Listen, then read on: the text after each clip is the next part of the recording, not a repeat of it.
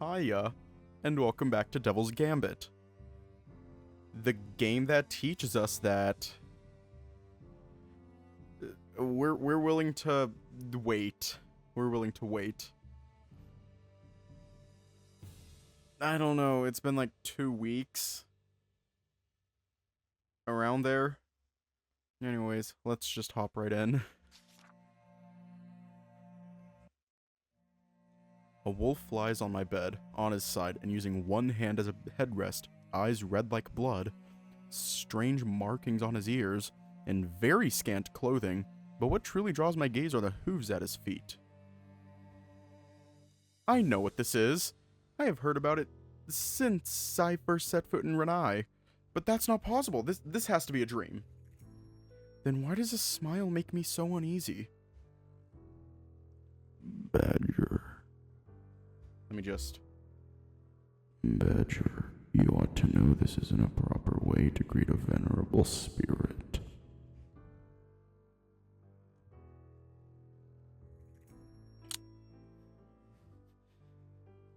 I can't keep doing that. Like, every single fucking time he speaks, I can't keep doing that. I back up as he gets up, but I immediately hit the wall.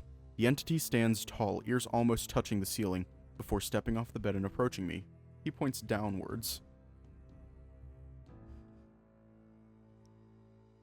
On your knee. Head down. Oh!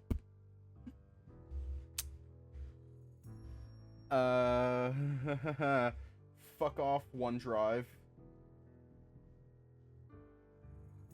Let me just, who the fuck is Roberto?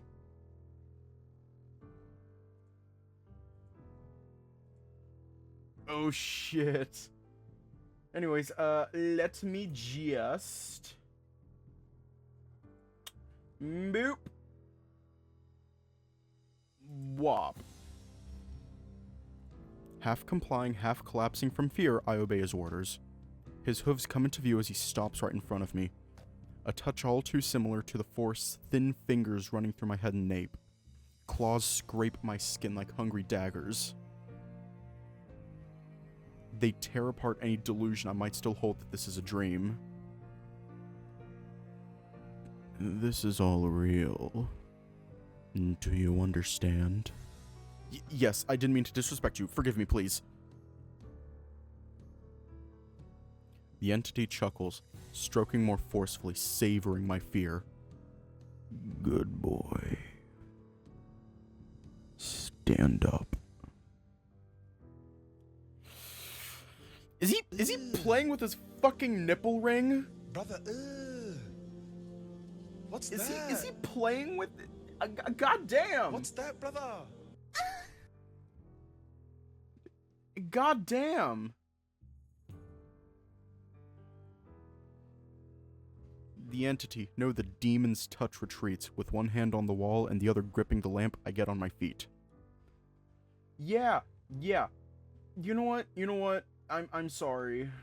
Yeah, I have to. Yeah.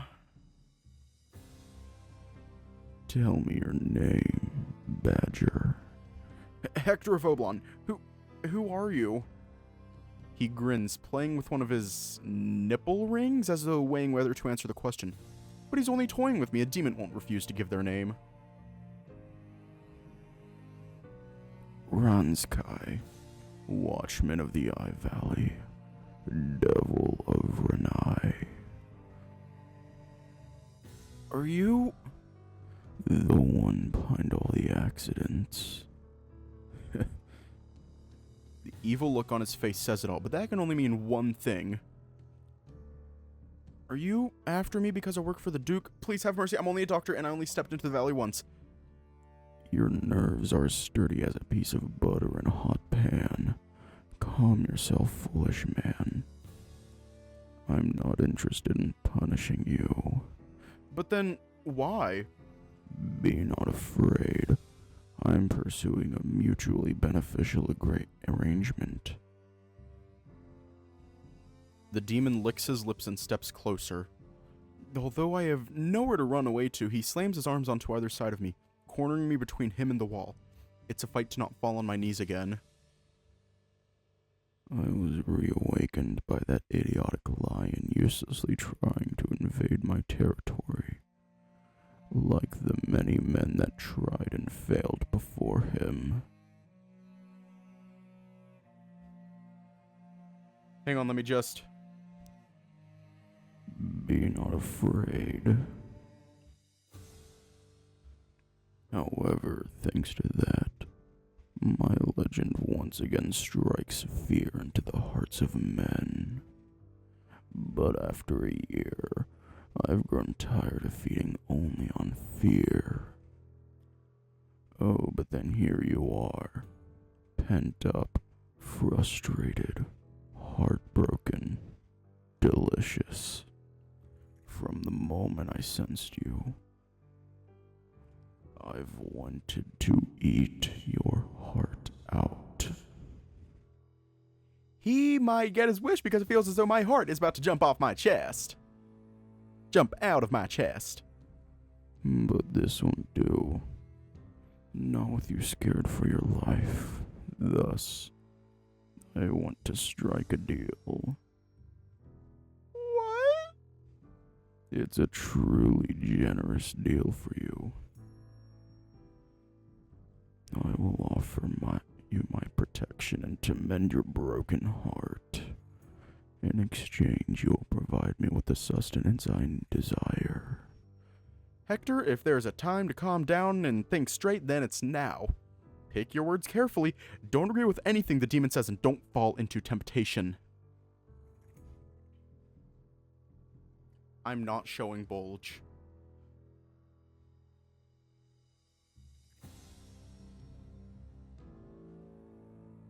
Ranskai drags a hand down to his chest and abs, his claws accentuating every curve, every muscle, before ever so slightly slipping under his buckle. He's smirking, well aware that I'm staring. You know what? I'm going to get rid of Cute Squad right now because, I have a much better but also older one to use. Let me just find it, and there you go. This is awful. This is awful. This is one of the first overlays made. Honestly, Amethyst, if you don't feel comfortable, feel free to leave.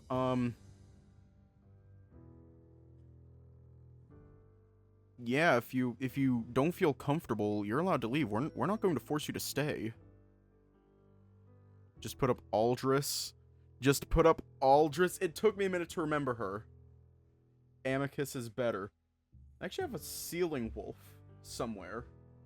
I think. Let me see what I have. Leo Man. It's not a phase. Just fuck.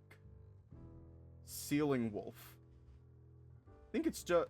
Let's just keep that one up. Bro, this is fucked. Use the fucking skip button? No. Like I said, if you don't feel comfortable, we're not going to force you to stay. By protection, I mean I won't lay a finger on you without your permission. I will defend you from every threat in the valley. You and you alone will be safe to set foot there no matter what. As for mending your heart... Actually, I have a knife, like, right here if you want to borrow it. Don't fall for it, Hector. Remember that he's a demon. By mending and eating, I mean the same thing. Let me comfort you. Those 9 years of pent-up feelings are too delicious to go to waste. I want them for myself. That's absurd. I would never. Why not? Because I'm a demon? Or could it be that you still hold devotion for the man who broke your heart? He knows everything. My dream about Cadgan, was that him? Probing my mind? I shouldn't be surprised. He's something me and other mortals don't comprehend, but I can't think straight. Be honest now. Weren't you disappointed by Cadgan? tall and icy as a mountain summit, unreachable, devoid of all the searing fire you yearned for. But me, I'll burn you all you want. I'll hold you and lick your wounds all you want. Once we know each other better, you'll agree I'm much, much more to your liking, Badger.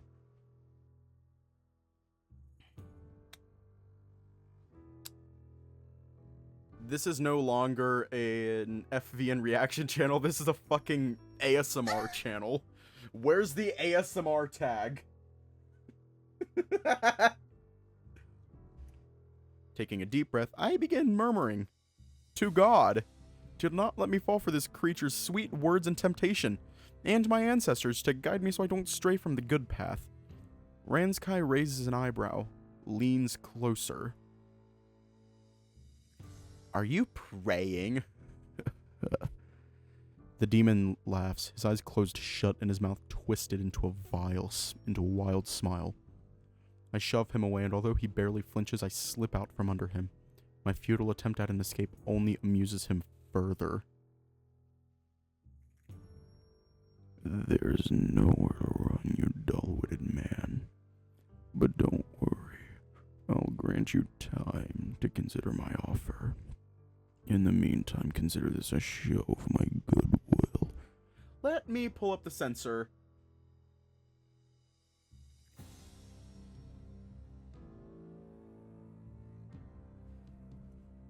The demon's hand glows as he extends it towards me. I cower and hide behind the bed, not knowing what to expect. However, soon I realize he's offering me a handshake. Pick a word, then touch my hand and say it out loud. You'll be able to repel me. You lie, demon. Since when do demons lie, Hector? Swallowing saliva, I stand up and take hold of his hand. Fading.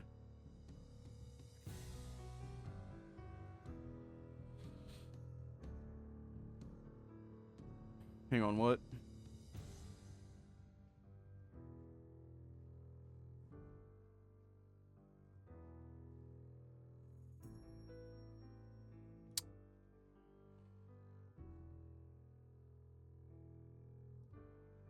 Watch ASMR and they see this. That would be awful. Fading. Fading. The glow subsides, but Ranskai doesn't let me go. Again. Fading. Then it returns, accompanied by a terrible sound. Ranskai quickly pulls away. His hand is on fire, and although he doesn't let it show on his face, it's obvious he's in pain. It is done. Say fading while I'm touching you and I'll burst into flames. Don't even think about doing something idiotic like hug. Hang on, I'm gonna change the voice for this. Don't even think about doing something idiotic like hugging me and saying it over and over. Or I'll make you regret it. But if you just want a hug, I'll allow it. Alright. You do want one then. No, you already know what I meant. Ranskai chuckles and with an exaggerated gesture, raises his hand again. I'll be back soon, Hector. Think carefully about what you want for the future. All I know of the future is that I don't want to have any involvement with the demon. You wanted Cadgan to change your life, didn't you? To be an inspiration, a hero that would save you from the constraints of your pathetic, stiff life. I'm no hero, but everything else I can provide. You just have to say yes next time. Until then, Hector.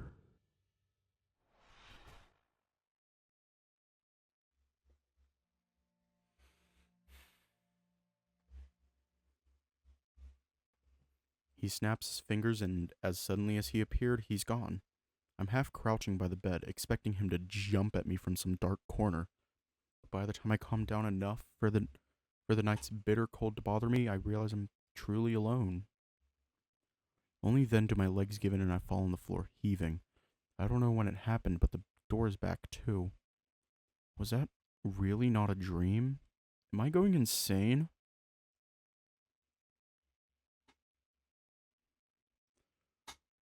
No, I shouldn't entertain any of those possibilities, or else the demon might come back in a more vengeful mood.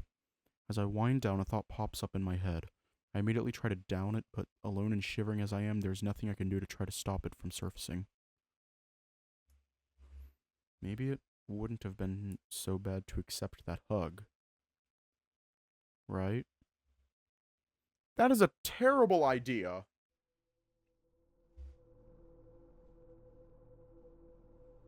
Though everything became still, it never stopped. It donned a crown of branches, bathed in its parents' light, and reached for the sky.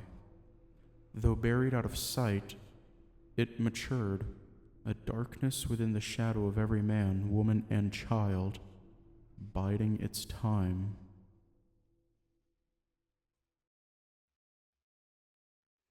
Act 2, Chapter 1. Good morning! Gold is to civilization as blood is to the body. The Mulgrews were a couple that lived in a city near Oblon. They were regular clients of my father's. Or rather, Mrs. Mulgrew was. It's time to drink She was water. a stern woman, capable of stopping me in time merely by furrowing her eyebrows. She carried herself with the conviction expected of a woman of her class, always standing tall and proud, but never to overshadow or talk over her husband. But whenever the sun descended behind the gray clouds of early winter, or when it started showing up again to wake up the flowers after the snow melted, Mrs. Mulgrew's frail health would betray her. Though she left a strong impression whenever she was healthy, I mostly remember her bedridden while Dad administered her elixirs. After a job well done, we would let her rest and chat with her husband downstairs over tea. Mr. Mulgrew was a bright-eyed merchant who always wore a smile and knew how to act humbler than he actually was. It was easy to forget all about his status and wealth when we talked, though we still let the occasional reminder slip up, like the time he talked about a trading route he secured through some clever trick, or the story about his marriage, which really was a mutually beneficial arrangement between their families. What stood out to me was this saying of his, "Gold is to civilization as blood is to the body." My naive younger self thought his words were full of vanity, but reality has proved him right, hasn't it? It's because Oblon bleeds money that it is now at death's door, and trying to cure it is why not even a broken heart or fear of a devil can keep me from getting out of bed. Today I have an early shift at the hospital. After all, I need to get ready for work. It's an interesting feeling. Not only do Renai's demons still exist, but also one of them is after my soul. I met him in the flesh. Hey, yo. I made a promise to do what? Oh, that's not allowed. I made a promise to do what? Oh yeah, I'm only doing one stream of that, though. And I'm stopping as soon as I start crying. Which will be like 30 minutes in, probably. I don't do good with horror. Five Nights at Freddy's VR. As soon as I reach 400 followers on Twitch, I'm doing that. It's gonna be like a really short stream because I'm stopping as soon as I start crying.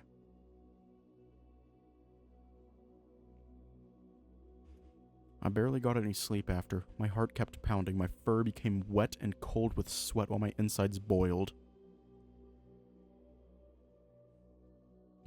And every creaking floorboard in the tavern made me jump.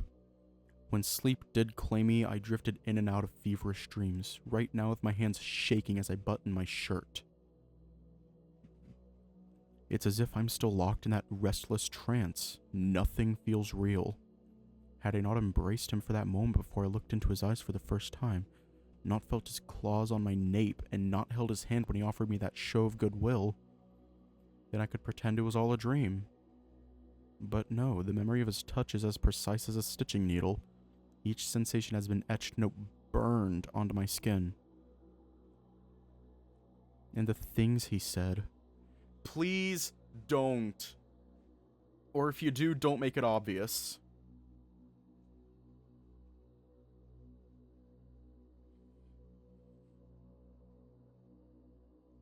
I don't own Into the Pit.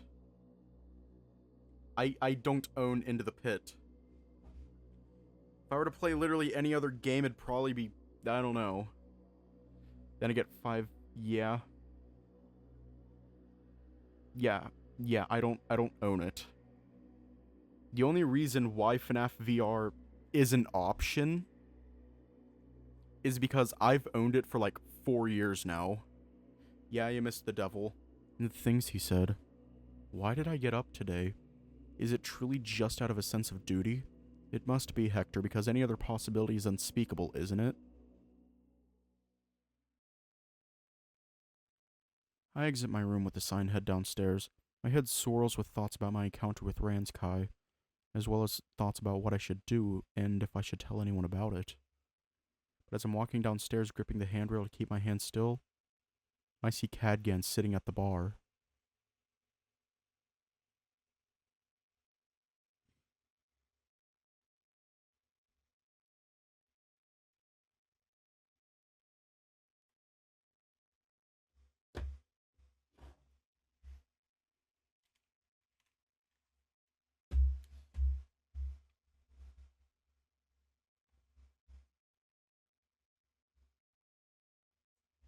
Let me see if I can find it.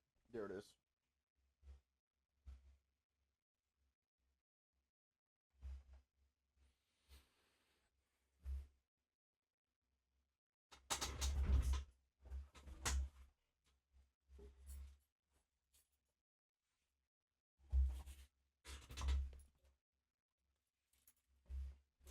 Yeah.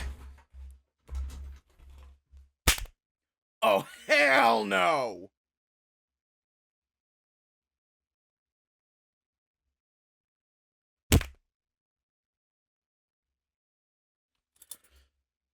Because Cadgan is here. And he broke Hector's heart.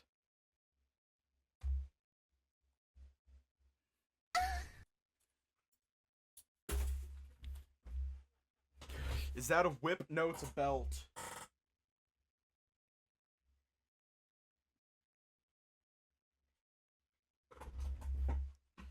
Yeah, a belt. But as I'm walking downstairs, gripping the handrail to keep my hands still, I see Cadgan sitting at the bar. His ears flicker towards me first, then he turns to look. What's that? I know as he gets up to greet me that I won't have time to mull over my demonic encounter. Hector, good morning.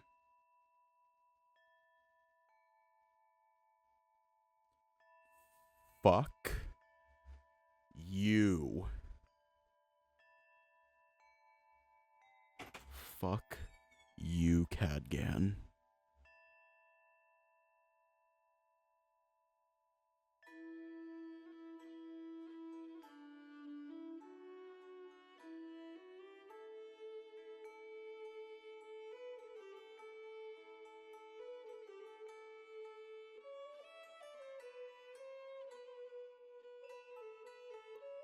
I have a bone to pick with you. Let's start with how you rejected our ass.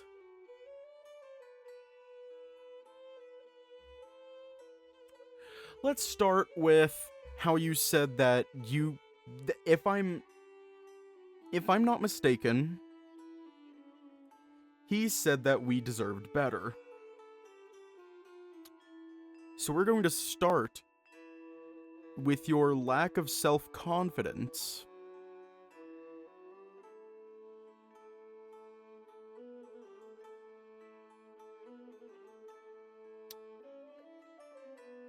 Just because you think you're not good enough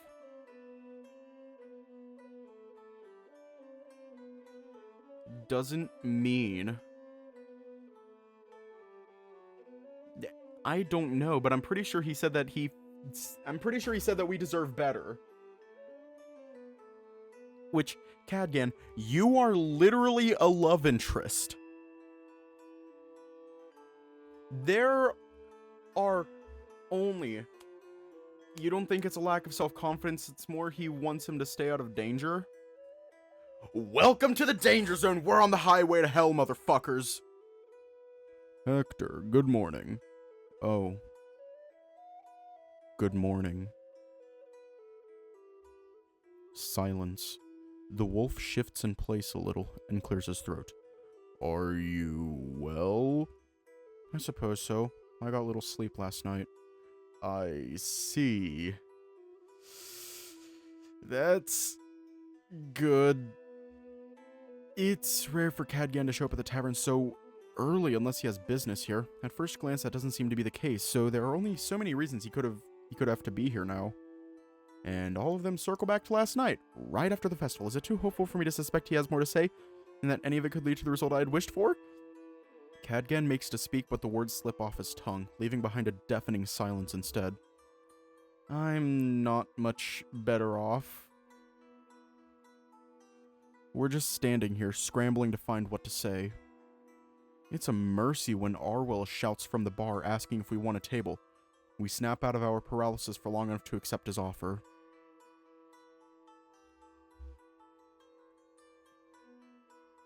Ooh, that's awkward. This is awkward. It's a cute CG, but it's awkward as hell. Still, we're both completely absorbed in our thoughts. I glance at Cadgan, and although the wolf is staring at his food, I can tell he's contemplating something distant. It pulls me back to Renai's streets, surrounded by darkness and the fading embers that remained from the festival. I recall Cadgan choking and how words escaped him back then as well. I still don't understand what he was trying to tell me, or why it was so difficult for him. I could only think the Duke and his expedition had made him afraid, but that doesn't sound right.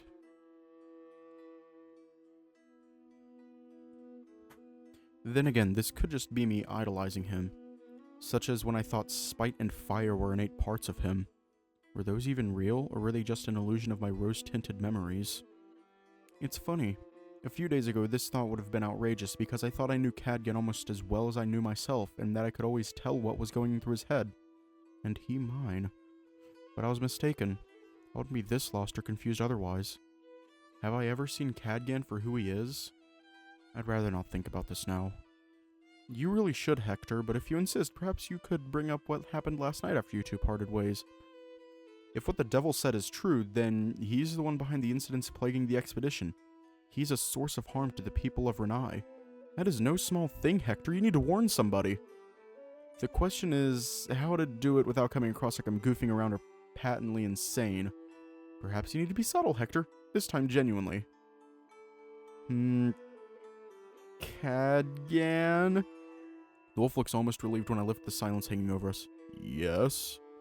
You know, this was back before the last expedition, but I thought I saw a demon one night. I was tired in seeing things, but it gave me quite the scare. I suppose you looked rattled back then, yes? Maybe I'm being too subtle. It was quite something. He had red eyes, you know, and the fur on his face was strange, sort of like a mask. Come to think of it, he might have been wearing a loincloth and an armband made of stones. That's a lot of details. Are you sure you aren't thinking of the festival dancers? I blink, dumbfounded. Oh, I suppose so. They were dressed as demons. Still, I thought I saw something that night. Maybe you saw one of them going into the forest to practice. It could be. I don't know what I expected. Cadgan has always been adamant about Renai's devils being extinct. He won't entertain any other possibility. If I had proof, I could take a direct approach and try to change his mind, but I don't. Who else could I tell? Manuel? He's more likely to believe me, yes, but what he wants is proof to involve the Inquisition. Well, all I have to offer is an eyewitness account. At least for now, it's not a good idea. Who knows how he'll react if he finds my story dubious or useless. I'm brought back to reality when Cadgan clears his throat and gets up. Well, I should get going. Alright, I need to get to the hospital too. I'll leave you to it then. Cadgan is about to turn away when I call out to him and stand up to meet his gaze. Though I need to look up to do so. Cadgan, let's talk more later, alright? Sure thing, and Hector? I really am glad you're okay. Yes. Thank you. And with just that, we leave the bar and go our separate ways. I huddle up out of habit, used to the batterings of Renai's frigid morning wind. However, that's not what happens. Notice a subtle change in the weather as of late, as is to be expected with summer's arrival, but today it's more drastic than that. The breeze almost feels as if it's carrying with it the warmth of the leaf-burning festival's embers. Though it makes me shiver, it's not out of cold, but the warmth burying itself into my nerves, all the way up to my spine. It's a sensation all too familiar, which I had forgotten in these 9 years. No time to reminisce now, I'm already running late.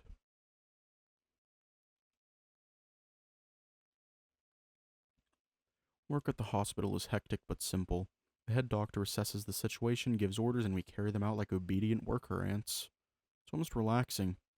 If it wasn't because it's not nearly as personal as taking care of my own patients, I'd prefer it.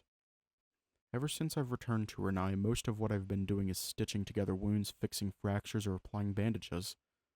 Most use my elixir-making skills have gone is distilling blood crown petals into painkillers. But once I enter the main ward and go to the designated bed, I realize today will be different. A middle-aged wolf, somewhat shorter and skinnier than the festival dancers, lies on the bed, barely breathing. His fingers are rigid, stuck in the middle of a grasping motion. His eyes look onwards to nothing in particular. The smell of body waste in his soiled pants make it clear he's incontinent. There's some blood on one of his legs, and upon further inspection of that area, 2 tiny, shallow punctures. The surrounding blood is barely clotted. I put on my prismalium glasses to confirm my suspicions. The life force in his flesh is exceedingly still. But what worries me is an irregular life force flow in his nerves, almost as if it was avoiding the flesh layer. It reminds me of the effect of some snake bites, but this is different. Somehow the flow of life force between the 2 layers is being disrupted without damaging either of them. I hear someone clearing his throat. I put away my glasses and turn around to meet the gaze of a tall, hunched-over lion with a gray mane. He has a journal in hand. Head doctor, sir. A dusk viper bite. Have you ever treated one, Hector? I've brewed antidotes for many kinds of viper venom, but I'm not familiar with that species in particular, sir. I thought as much. It's endemic to the Eye Valley and of no interest to physicians abroad. Takes a step forward and pulls his own pair of prismalium glasses. It's a nasty thing, unpredictable too. For some victims, it ends within minutes as their flesh decays and falls from their bones. Your best bet is an immediate amputation of the bitten limb. But this one, he has a guardian angel, it would seem. What's your assessment of his layers? It's almost like the venom is forming a barrier between the nerves and flesh and nothing else. In isolation, they seem unharmed, but the connection between them is severed. I've seen nothing like it.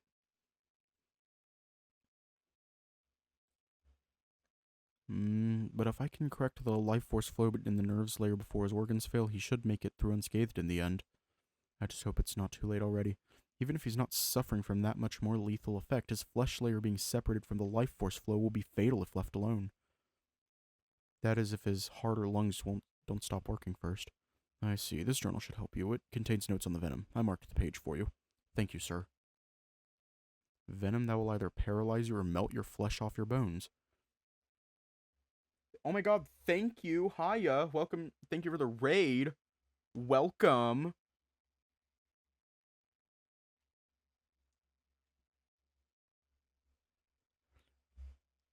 It's no surprise I only have notes to work with. It's too risky to wait to see what the effect will be, so all bites are treated with amputation when possible. Few of the victims must have reached my patient's stage. Figuring out how to correct the life force flow is easier said than done, especially when I'm racing against time. Flesh layer. There's no doubt the venom is the source of the disturbance. If only I could manipulate that property somehow and reverse the effect. I sit down and go over the journal. It's an old leather-bound notebook with some pages falling off and new ones stitched in here and there. As I skim it, I see a dozen kinds of handwriting, each adding their own discoveries, experiments, and procedures. From some heated and faded comments I find scribbled on the margins, I deduce a significant part of it was authored by a Wolven doctor back during Leopoldino's expedition. Concerning dusk viper bites, I see the author had the same idea as me, On the next pages, I find a list of herbs, 30 or so, 20 of which were crossed out. Then comes a dozen pages detailing failed mixtures and their results, each one with notes by other hands speculating about why they didn't achieve the desired effect. The last page of this section describes a formulation that saved 1 in every 7 patients. 4 died as expected, 2 managed to move and talk again, but rotted alive hours after. The life force flow wasn't sufficiently corrected, evidently. 1 survived. Not good. What catches my eye, however, is the recipe. Oh, fuck, I didn't read that. Out of the original 30 listed herbs, it uses only 4. No hypothesis is provided for why or how it worked. The notes make it clear it was achieved through blind trial and error. 3 of them are stimulants. 1 of them is even known to have some hallucinatory effects, depending on how it's prepared. However, the brewing method is inadequate. Whoever arrived at this formulation didn't know how to handle these ingredients. They must have overheated and lost their efficacy. Perhaps that's why it only worked on 1 out of 7 victims. It takes me a sample of the wolf's blood and experimenting with a few different preparations based on the recipe, but I produce results. I become hopeful when the blood sample, once mixed with the elixir, finally coagulates, as it should. It's far from perfect, but he has no time to spare. I can only pray it's enough. The rest of my shift isn't nearly as eventful, but rather than taking it easy, I'm still thinking about the dusk viper venom. Particularly about how it can have such wildly different effects. A perverse thought crosses my head then. A victim rejects having their limb amputated in hopes they'll experience the tamer effect. Within minutes, that hope is shattered when they realize they're melting, and what follows is a death too terrible to imagine. Much like everything else from the Eye Valley, it shakes me to my core, and yet when I check on the scout an hour later, I see that he's recovering. Not a single liquefied finger. He's already looking around and cracking jokes as if he was recovering from a simple hangover. Doesn't matter where it comes from, venom is just venom. I couldn't have saved the scout without the research journal the head doctor handed me, without the help of a dozen doctors who came before me and set up the stage for the future. Doesn't that prove that, as with everything else, it can be treated with enough knowledge and research? The Eye Valley is dangerous, but most of all it's unknown, a mystery. As soon as that mystery is solved, it becomes possible to shield oneself from its dangers.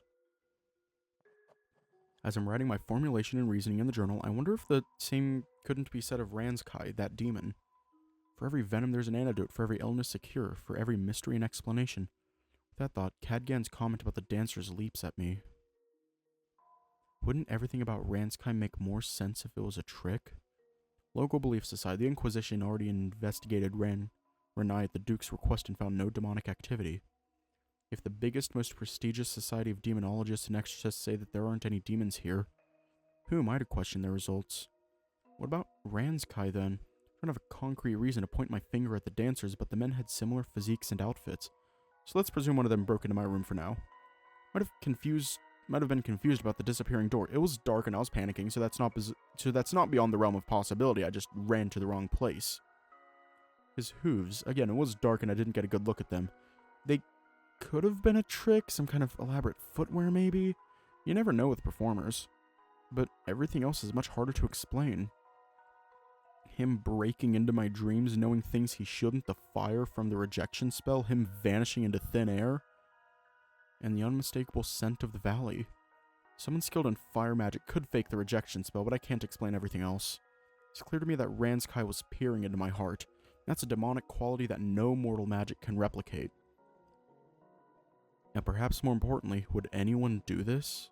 Why would anyone do this? I could understand, for example, a wolf pretending to be a demon to threaten Manuel. Maybe they'd do it as part of a ploy to get money out of him, or so he'd stop the expedition, or just because they hate him. But me? I are no more than Manuel's other doctors. I hold no influence over the expedition, and I can't think of anyone who'd hate me so much they'd pose as a demon to scare me. Even if someone was holding a grudge against me, surely it would have dwindled during my absence. Dad had a history with this town. It's time to drink water. The deep connections here. It's time to drink water. Could he also have made an enemy? Somebody with a grudge so great they still hold it to this day and are now directing it towards me? It's time to drink water. That still sounds ridiculous. Then the only explanation is that Ranskai truly is a demon, right? If so, perhaps it's time I visited Uncle Finbar. I recall him being fairly knowledgeable about the town's myths and past. And considering the Eye Valley is a central element of Renai's myths, he should know about it too. That could give me clues about the demons that once inhabited it. Besides, I like to check on Finbar. It's only been a few days since he improved enough to stop needing regular checkups, but I still miss seeing him. Not to mention he might slip back into his bad habits if there's no responsible adult around. Hector!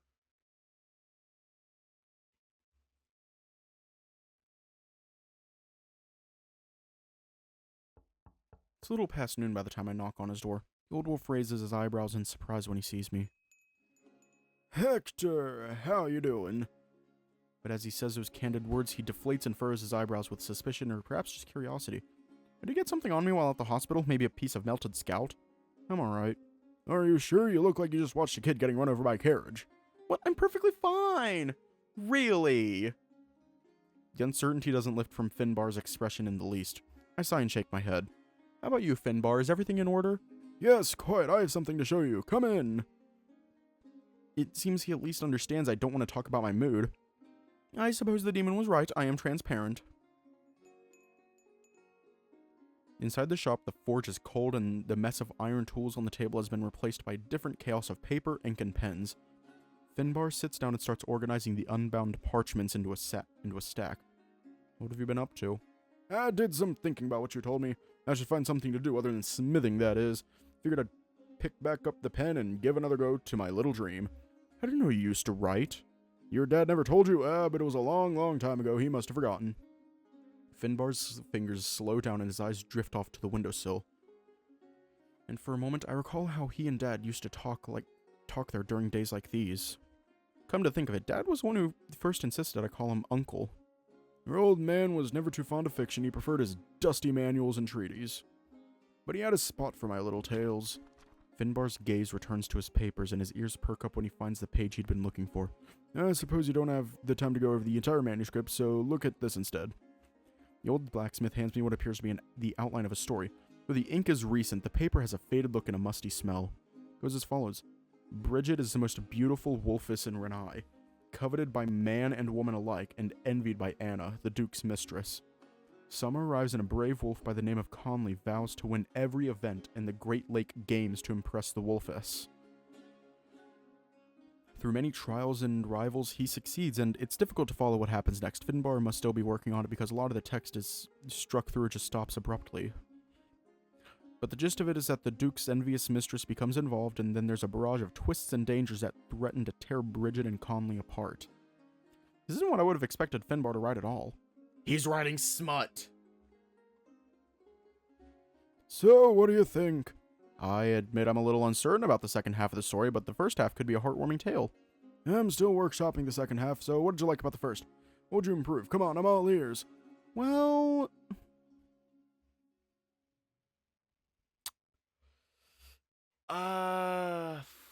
fuck.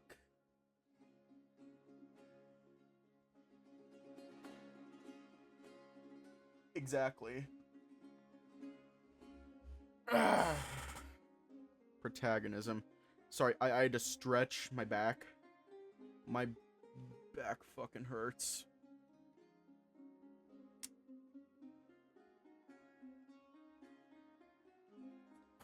But granted, I shouldn't be surprised. I sit like a fucking shrimp.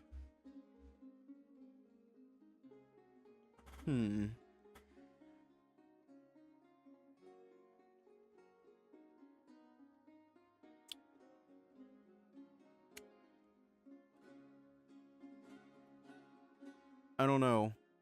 I'm in my early 20s and I feel like an old man. Ah, you damn kids, get off my lawn! Ah. He needs more spice. It feels like Conley is missing something. You'll have to be more specific, son. How to say this? He's an exemplary wolf, but not much else. The more interesting love interests have something that sets them apart, I think. You know, they're outside of the norm. Such as the king that falls in love with his slave, or powerful spirit with its worshipper. I guess so, though I don't think that'd fit for this story. How about this? Conley's an outcast infamous for being short-tempered and violent. And he's very competitive, and then... where am I going with this? I think I see it. Such a man falling hopelessly in love, showing devotion and vulnerability. I can see the appeal. Girly. I'm not gonna get into that. Maybe him trying to impress Bridget is just to compete with the other men at first, but things change once he falls in love with her. And the contrast between their personalities could be interesting, yes. Finbar hunches down as he furiously takes notes. I guess at least I gave him a few ideas. I look back at the windowsill where Finbar and my dad used to talk. Their backs towards me. For a moment, it's as if I was a kid again. I can almost hear his voice. Wish I could stay and enjoy it for longer, but another part of me knows I have to go back to work soon. People need me. I should get to the point. Uncle Finbar, you're knowledgeable about the town's past, yes? About as much as any other old fellow from here, I reckon. What do you want to know? Do you happen to know about the valley? The valley, eh? Not to stick my nose where it doesn't belong, but why the interest? I went there with Cadgan around the time of the last expedition. It was terrifying but mystifying. That it most certainly is. Truth be told, I could only tell you some fables my father passed down to me, but you're a more scientific fellow, so I figure that's not what you're looking for. Though maybe this will interest you. The old wolf puts his manuscript aside, opens a drawer, and produces an old book from it. As he flips through its pages, I catch glimpses of countless sigils, not too unlike the one Cadgan drew to dry his clothes. One of them catches my eye, but Finbar flips through it. He stops when he spots an all-too-familiar symbol. Oh, that's the symbol you put on the buckles. The two planets, its true name is lost. We know some of its meanings. It's the heart, as in the core, but it also represents a vast body. A celestial body, judging from what you've been calling it. Celestial body, judging from what you've been calling it. To be honest, that part is debated. If you think about it, doesn't it look like the Earth and the Moon? Wouldn't it represent our entire world, then? That was one of my first thoughts, yes. But some say it's about large bodies of water, such as the ocean. There used to be this couple that always corrected me about it whenever I said 2 planets. Alright, but what does it have to do with the valley? Here it goes. Usually the symbol has nothing to do with the valley. However, according to the men that survived Leopoldino's expedition, it was all over the place in the valley's deepest recesses. According to them, they found these large crystals with symbols carved into them, and this one appeared very often, but they were too heavy to bring back. How ominous. I wonder what it means. Who knows, maybe it's just a word that the wolves of old Renai borrowed from the demons. Finbar is half joking, but he might be right. Ranskai struck me as surprisingly sociable, I suppose, going as far as offering safe passage into the valley. Could they have extended that privilege to work to some wolves of old Renai? That would explain how such a cultural exchange took place. Before I forget, there's something else I wanted to check. Could you go a few pages back? I think I saw something. There it is. I wasn't sure when I glimpsed it earlier, but that's the symbol Ranskai wears on his belt, isn't it? Ah, yes, Renai's rune. Literally, this one is read as Renai. Interesting, then it refers to the town? Not quite. It can mean Renai the town, yes, but its meaning can change depending on the context. It can refer to the eyelid and to the act of protecting or concealing something. Rumor goes that this, or the rune of similar design, was once used in a now extinct tradition of wolven magic, too. Suddenly snaps his fingers and points at a specific passage. My eyes go wide at the sight of the word. I almost forgot, but this rune has some different readings. When it refers to the town and the body part, it's Renai. When it's used as a verb, it's read as Ranskai. That's the demon's name. It takes all my power to bite back that sentence. Finbar raises an eyebrow at me. What's wrong, son? Quickly, improvise. Sorry, I got distracted and stubbed my toe. Ah! Be careful, you don't want to get the splinters under your claws. I cringe at the very thought. In any case, this is fascinating, but I should get going. I stayed longer than intended with the talk about your story and all. Right, don't let me keep you, and thanks again for your comments. Before I go, would you mind lending me this book, Uncle Finbar? Make a pleasant read before bed. I don't mind. It'll see more use with you anyway. I give the book a longing look before putting it in my bag and closing it. Truly wish I could dig into whatever clues it might hold right now, but duty calls. As the old wolf sees me off, I spot a lingering trace of curiosity in his expression. Keeps his questions to himself, however, and simply watches me walk away before retreating into a shop. Did it say anything suspicious? No, it's more likely he still thinks something happened to me, which, well, is true. Had I told Finbar about Ranskai, would he have agreed to help me? I think so, but maybe it's for the best that I didn't. If the demon can trample all over Manuel's expedition, he would have no trouble crushing a loose-lipped badger and what feeble help he can muster. I need to keep this to myself, at least until I can devise a plan. And hopefully the key to doing just that now rests in my bag.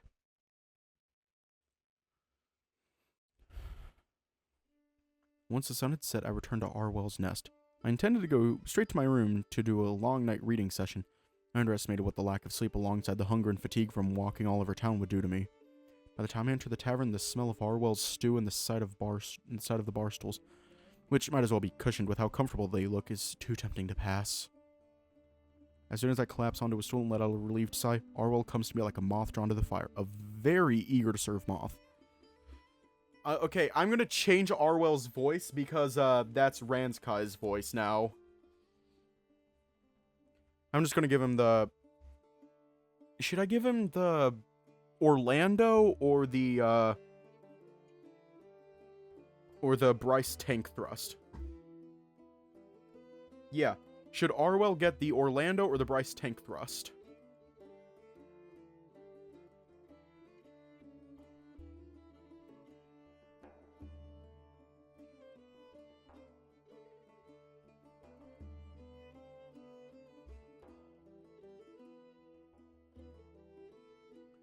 Hang on, let me demo them real quick. Look who's here! Dinner's almost ready, friend. Is there anything I can get you in the meantime? That's the Orlando. Look who's here! Dinner's almost ready, friend. Is there anything I can get you in the meantime? That's the Bryce tank thrust.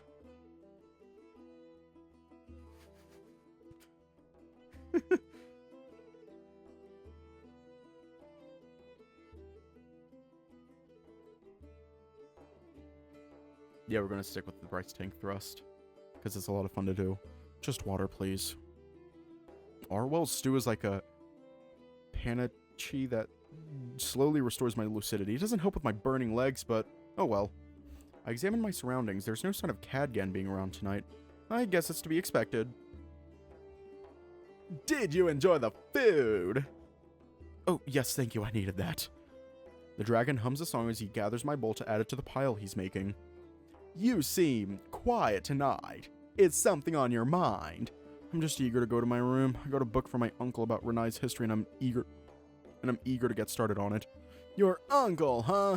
I don't recall seeing another badger around town. Is he a new arrival? It's not like that. He's not a blood relative. My father and him were really good friends, and I always considered him an uncle. Maybe you know him, Finbar the blacksmith? We've met, yes. Now, aren't you a box of surprises? Not only are you close to the town's peacekeeper, but you also had family here all along. Arwell's tone shifts. He cocks his hips to the side and lowers himself along with his voice. And that's not even touching on your little miracle today. Miracle? He gives a dramatic smile and pauses as if teasing me. Word is going around that you saved Gerard from a dusk viper bite. The witch doctor brewed some powerful antidote in his cauldron and didn't even have to chop his leg off. That's what I heard. I knew you were a hell of a doctor since the moment I saw you, but it's nice seeing my faith proven like that. I couldn't have done it without help. The head doctor gave me this journal full of research notes from a dozen other healers. That's what allowed me to do anything at all. So humble, too. Give yourself more credit, friend. You did an incredible thing today. I didn't. Any doctor could have done it if they were in my position. Every year there's a bite or two, and it's always horrible. Last summer, a boy and a girl went out to play too far, and it happened. They were only found when it was too late. But now, no one will ever burst in looking for a bone saw again. Instead, they'll yell for Dr. Hector's miracle cure. You have no idea how relieved I am. Mark my words, one day your name will be in Renai's history books, just like the one you mentioned earlier. I figured when he heard I brewed an antidote, he interpreted that as a cure for both of the venom's effects. I'm afraid I don't have the heart to burst his bubble, so instead I forced out a chuckle and a half smile. That brings me back to my first days here, back when I became enamored with this town. I wanted to learn everything about it, every piece of trivia and gossip, read every book, and now I get to witness history being made. Say, are you getting that same itch I did about learning Renai's in and outs, I mean? Although for different reasons, I do happen to be feeling nosy. Sure, actually, could you give me some guidance since you know about the town's history? Do you have any suggestions on where I can learn about it myself? Why, of course. Not too long ago, His Grace opened a museum in his mansion. He's put many ancient artifacts pertinent to Renai's history on display there. You should definitely check it out. It's a sight to behold. And there's also the priest of the temple just outside of town, too. He's a very knowledgeable fellow. Something about what Arwell just said rubs me the wrong way, but putting that discomfort aside, this museum sounds dubious. I've met rich clients who enjoy adorning a room or garden with exotic decorations before giving it an outrageous name and charging for admission. Some of them tried giving me a free tour as payment for my help. They never saw my face again. Anyway, I bet it's that kind of situation. Arwell is a bit more enthusiastic than most of the Duke. He's probably echoing Manuel's exact words. Interesting, I'll pay them both a visit. For the museum, you'll want to write to His Grace. He doesn't let anyone in without a reservation. Dragon picks up the pile of bowls. He huffs as though it's heavy, but it's obvious he's doing it effortlessly. Arwell returns to the kitchen and meet in my room shortly after. We're gonna leave off here tonight. I gotta stop.